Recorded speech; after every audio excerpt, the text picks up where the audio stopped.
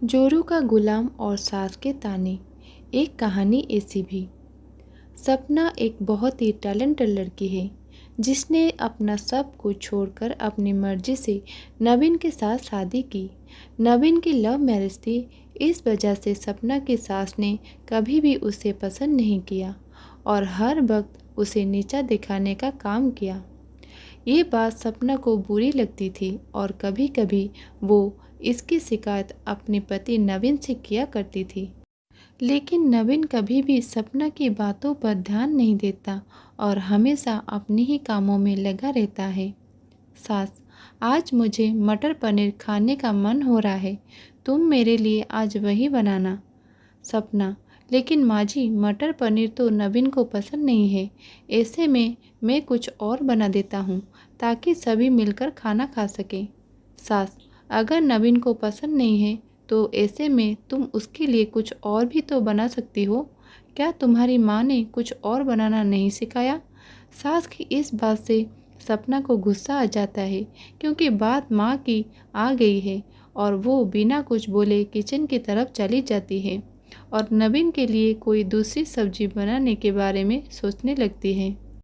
लेकिन उसका बुझा हुआ चेहरा नवीन को नजर आता है और वो उससे कारण जानना चाहता है, लेकिन सपना ने उसे कुछ भी बताने से मना कर दिया। जैसे जैसे समय आगे बढ़ता है वैसे वैसे सपना और भी दुखी होने लगती है क्योंकि अब सास का रवैया प्रतिदिन बदलता जा रहा था और चाह कर भी सपना कुछ कर नहीं पा रही थी। एक दिन सपना के घर उसकी मौसी मिलने आते हैं, जिन्हें देखकर सपना फूली नहीं समाती और दौड़कर मौसी के गले लग जाती है।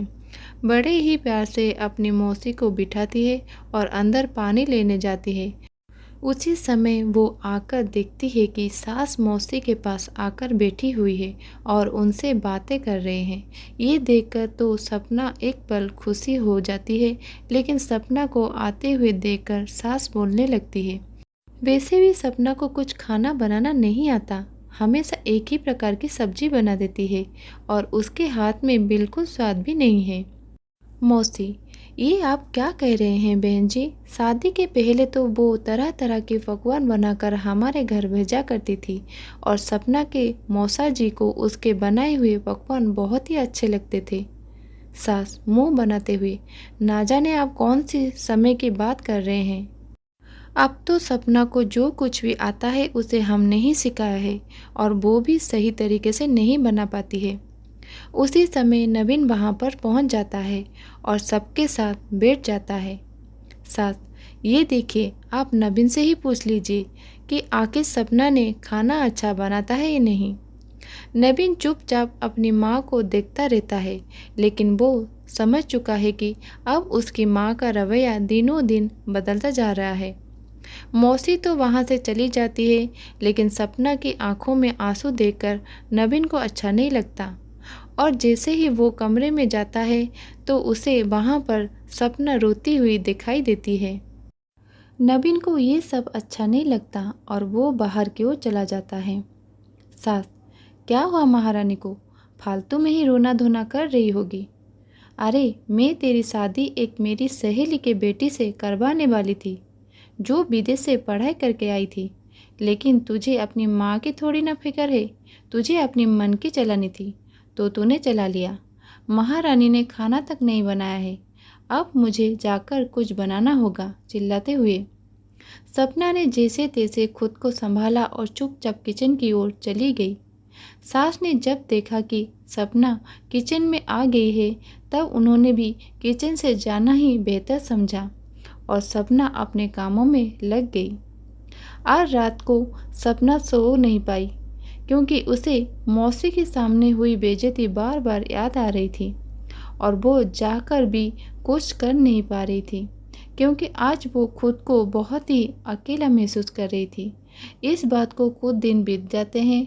सपना अब धीरे धीरे उन बातों को भूलने लगती है और तभी पड़ोस में रहने वाली रीमा आंटी की बहू सालू वहाँ आ जाती है, जो सपना की सहेली है और वो सपना को अपने साथ शहर में लगी हुई प्रदर्शनी में जाने के लिए कहती है। लेकिन सपना की सास उसे जाने से मना कर देती है और घर में मेहमान आने का बहाना बना देती है। हालांकि सालू सब कुछ समझ जाती है और वो चुपचाप वहाँ से चली जाती है, क्योंकि उसे अब बीच में बोलना सही नहीं लगता। सपना मन ही मन, क्या शादी होने के बाद लड़कियों की इच्छाएं कोई मायने नहीं रखती? क्या हम अपने पसंद से कहीं घूमने भी नहीं जा सकते? सपना इन ख्यालों में डूबी हुई रहती है कि अचानक उसके सामने सास तैयार होकर आ जाती है और कहती है कि तुम अपने लिए खाना बना लेना, मैं अपनी सहेली के साथ शॉपिंग के लिए जा रही हूँ। क्योंकि उसे कुछ साड़ियाँ अपनी बहू के लिए खरीदनी है। उसने कहा था कि हम खाना बाहर ही खाएंगे, और हाँ, मेरी बुराई तुम मेरे बेटे से मत करना। सपना, ये आप क्या कह रहे हैं माँ जी? मैं भला ऐसा क्यों करूँगी? आपको जहाँ भी जाना है आप जा सकते हैं, मुझे कोई दिक्कत नहीं है। सास, अच्छा तो तुम अब मुझे परमिशन दोगी? तुमसे तो मैं आकर ही बात करूँगी। और इतना कहकर वो वहाँ से चली जाती है। सपना तो कुछ समझ ही नहीं पाती है कि आखिर वो अपने सास के लिए क्या करे कि वो हमसे खुश रहें। साथ ही साथ उसे अपने पति से भी शिकायत थी कि जब भी उसे पति की ज़रूरत होती है वो कभी भी उसका साथ नहीं देते और हमेशा चुप रह जाते हैं। इसी प्रकार सपना अपने कामों में डूबी रहती।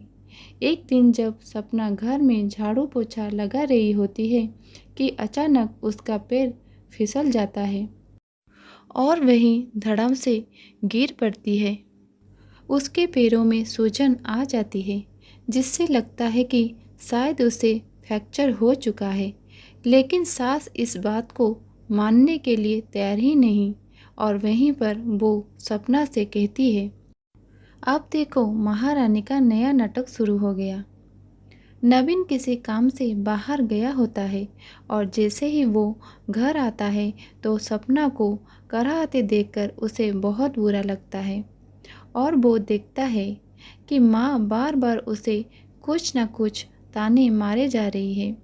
इस बात से इस बार नवीन चुप नहीं रहता और वो दौड़ कर आता है, सपना को उठाता है और अपने माँ से कहता है, माँ आप ये बिल्कुल अच्छा नहीं कर रहे हैं।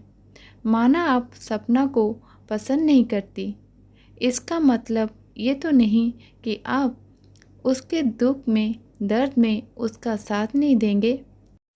लव मैरिज उसने ही नहीं की थी, बल्कि मैंने भी की है।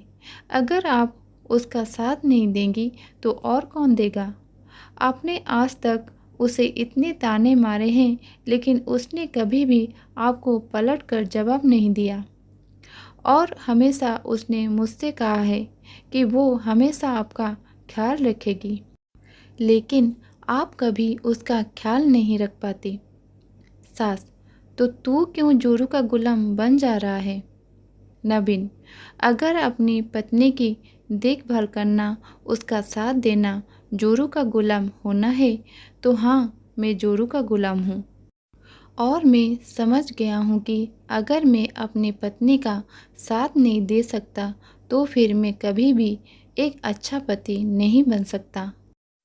सुबह से शाम तक सपना आपका ख्याल रखती है और हमेशा इस बात की फिक्र में लगी रहती है कि आपको कोई कमी ना हो, लेकिन कभी भी आपके दिल में उसके लिए प्यार दया जैसी भावना आई ही नहीं है। आप हमेशा उसे जलील करती रही हैं।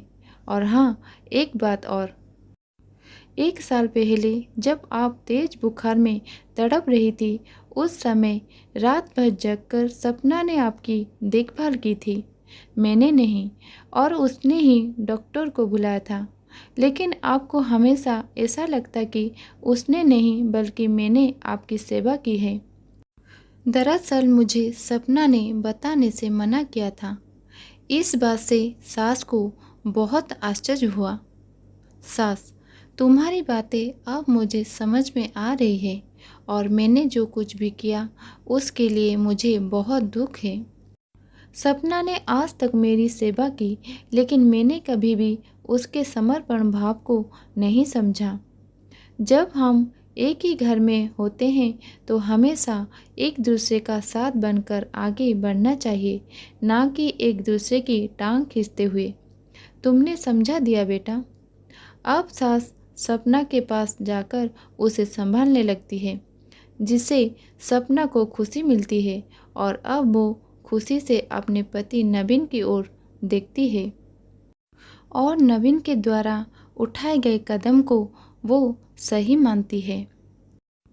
दोस्तों, कई बार हम देखते हैं कि घर में बहुओं का लगातार अपमान किया जाता है और उनसे हमेशा हम अच्छे की उम्मीद करते हैं। एक बात याद रखना चाहिए कि जब तक हम अपनी बहू को सम्मान, इज्जत, प्यार नहीं देंगे, तब तक वो भी हमसे वो प्यार और इज्जत नहीं कर पाएंगी। सच्चा इंसान वही होता है जो सही को सही और गलत को गलत बोल सके और बिना किसी डर के आगे बढ़ सके। वीडियो को अंत तक देखने के लिए धन्यवाद। कहानी कैसी लगी कमेंट करके ज़रूर बताएगा। वीडियो पसंद आई हो तो लाइक शेयर करिए और चैनल को सब्सक्राइब करिएगा। मिलते हैं और एक कहानी के साथ, तब तक रहती हूँ नमस्कार।